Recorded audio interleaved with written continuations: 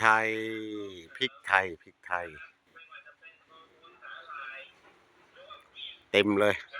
พริกไทยอ่อนผัดปลาไหลแซ่บๆท่านพี่น้องว้ายปลาไหลตัวใหญ่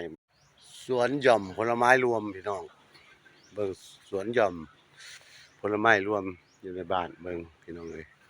โอ้ใ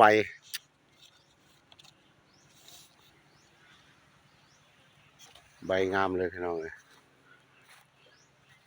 ดอกทุเรียนหมอนทองนี่เห็นปะรวมขักปัญญังพี่น้องเลยต้นมะกรูดมีพริกมีทุเรียน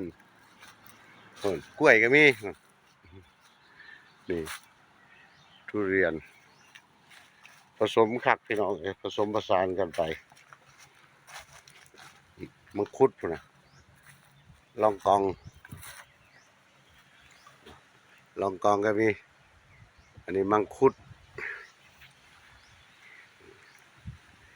กล้วยหอมทุเรียนปลูกไม้แซมกล้วยหอมมันก็มี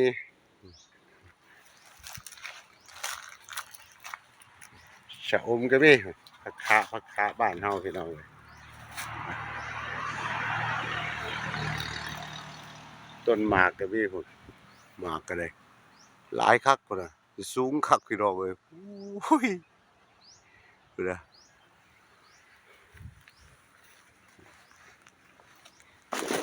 นี่จังหวัด